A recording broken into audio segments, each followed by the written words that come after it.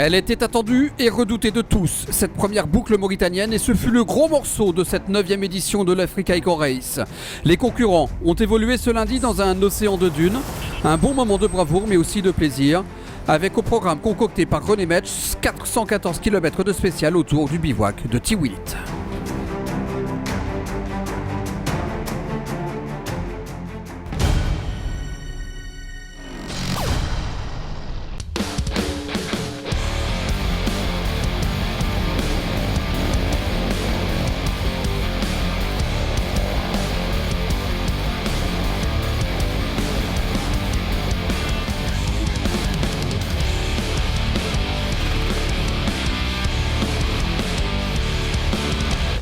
On débute avec les funambules des rallye raids. Ces concurrents sont de vrais champions car l'exercice est vraiment périlleux. Et dans cette catégorie de deux roues, on se bat à tous les étages, comme par exemple pour rester dans le top 10, 42 petites secondes seulement. Séparait par exemple ce matin l'Italien Stefano Pelloni sur Yamaha, numéro 106, du Néerlandais Guillaume Mertens au guidon de sa KTM numéro 122.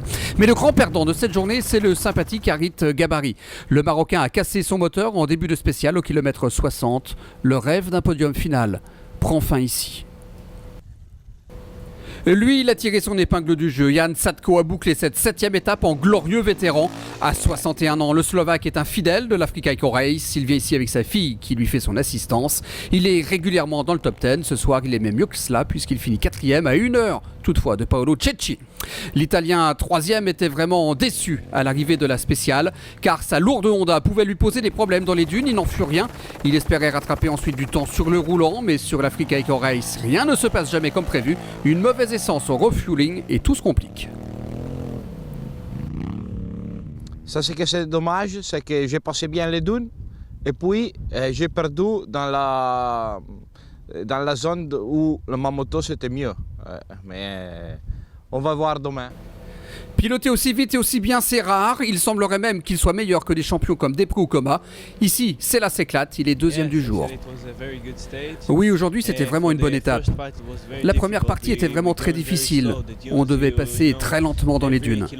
J'ai planté ma machine, j'ai dû la relever, j'ai perdu du temps, mais c'était vraiment difficile. Paolo et Pal m'ont rattrapé, puis on a roulé ensemble dans la fin des dunes. Et après, c'est devenu plus rapide. C'était vraiment très bien après.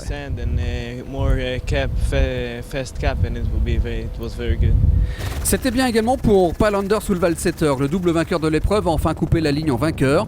Le scratch pour le Norvégien en 4h56 et 48 secondes pour sa première victoire de la quinzaine. Le sable, les dunes, il adore. Il a enfin retrouvé son terrain de jeu favori avec toutefois une once de regret. J'adore les dunes. J'aime la Mauritanie, mais j'aimerais qu'il y ait encore plus de dunes. Allez, un coup d'œil donc sur le classement de cette journée. Victoire d'Ulvalseter, la première. Notez que le Néerlandais Martens, qui est parti de Maastricht sur sa machine pour rejoindre le départ à Monaco, est 6e. Au général, Gav Sela reste leader avec maintenant 38 minutes et 54 secondes d'avance sur Cecchi et 49 minutes et 47 secondes sur Ulvalseter qui a repris 12 minutes à Sela. Il a illuminé le rallye sur deux roues depuis le départ à Monaco. Il est le plus jeune pilote du plateau. À 18 ans, Gav Sela dispute son premier rallye raid. Il impressionne tous les observateurs. Nous avons décidé d'en savoir un peu plus sur celui qui est devenu le plus jeune vainqueur d'une spéciale sur un rallye raid.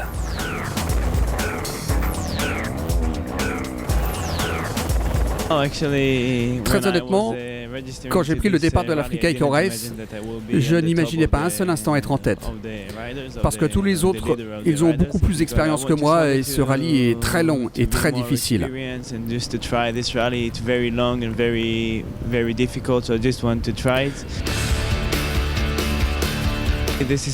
Pour moi, la chose la plus importante est d'être sur la moto et de piloter. Quand je ne peux pas le faire et que je suis à la maison, eh bien je m'ennuie. Et dès que je le peux avec mon frère, on prend notre moto. Pour moi, c'est la plus belle chose que je puisse faire.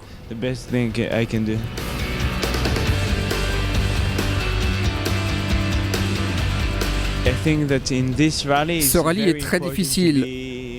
au niveau de la navigation dans les dunes. Quand vous débutez la spéciale, il faut que vous trouviez le bon cap, la bonne piste.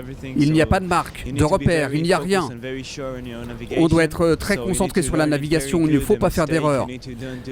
Mais le problème, c'est que vous pouvez répéter la même erreur plusieurs fois. Donc vraiment, cela demande une grosse concentration sur la navigation.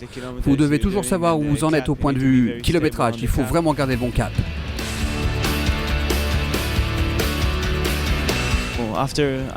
Je suis tombé 2 fois depuis le début du rallye. Après mes 2 chutes, j'ai vraiment compris à quel point il fallait être concentré, car on peut vraiment se faire très mal et se casser quelque chose, voire pire même. Moi, je veux vraiment finir ce rallye et aller à Dakar.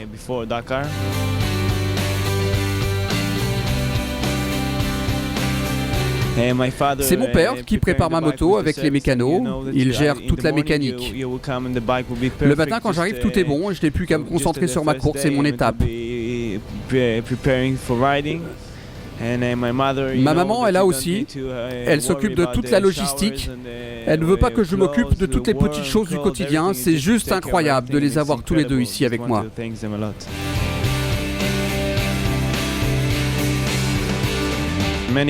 Beaucoup de personnes me suivent et me supportent sur ce rallye, sur les réseaux sociaux. C'est vraiment très cool. Et j'ai envie de faire du mieux possible pour les remercier pour leur soutien et leurs encouragements sur cette Africa Eco Race.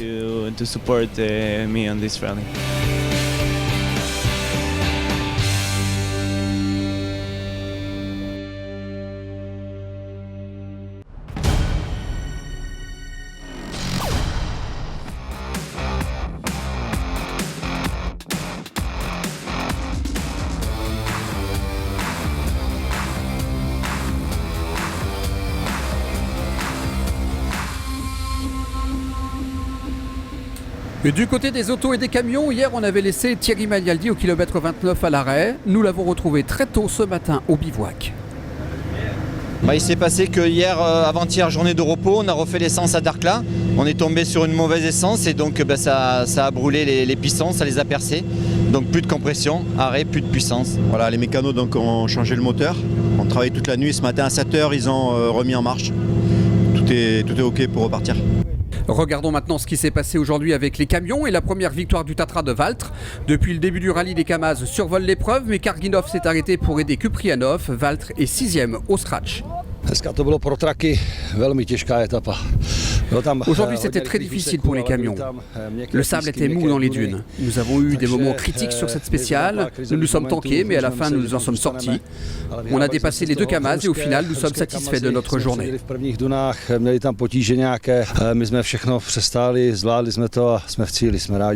Sur le podium du jour, on trouve ce soir en 3e position Cheretnikov. Le Kazakh est régulièrement placé désormais. C'était compliqué pour lui aujourd'hui dans les dunes, mais il a su rattraper le temps concédé sur le roulant. Il termine à 7 minutes et 28 secondes de Thierry Magnaldi, qui aurait tellement aimé remercier ses mécanos en s'imposant ce soir. Ce ne fut malheureusement pas le cas. La victoire lui échappe pour 10 secondes, soit après 422 km dans le désert, un écart de 251 mètres. Frustrant. On avait une roue côté gauche où on n'avait que 1,5 kg et donc on n'avait plus le tuyau pour pouvoir la regonfler.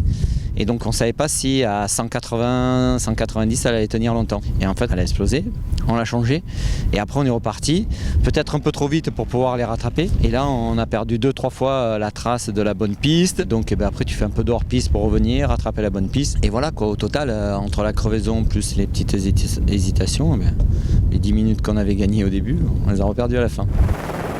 Vassiliev n'avait plus connu une telle journée depuis de nombreuses années. Fini les vacances, The Road to Dakar a véritablement débuté selon lui. Il gagne à nouveau, mais cette fois-ci dans la douleur.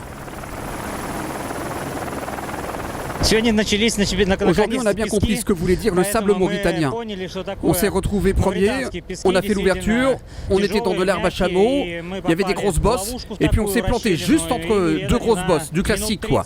On s'est planté et on a pelleté pendant une bonne demi-heure. Allez, on récapitule donc le classement de cette journée. Nouvelle victoire, la 4e de Vassiliev devant Magnaldi et Cheretnikov.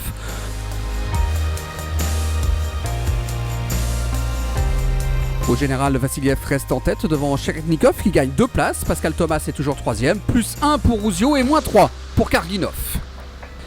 L'image du jour, c'est plutôt la séquence du jour. Ça s'est passé ce matin au bivouac, au cœur du Team MD, avec Jean Brussy en chef d'orchestre. Aujourd'hui, il y a une très très grosse journée qui nous attend.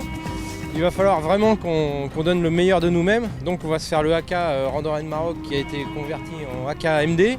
Et aussi pour les enfants de l'écurie du cœur, là, le mécénat chirurgie cardiaque. On va donner tout ce qu'on a, d'accord ? Les pouces en avant! Les pouces en avant! Les coudes en arrière! Les coudes en arrière!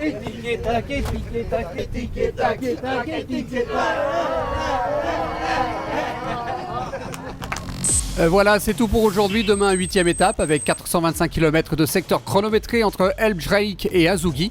On se quitte maintenant, comme d'habitude, avec les plus belles images du jour. À demain. Bye bye!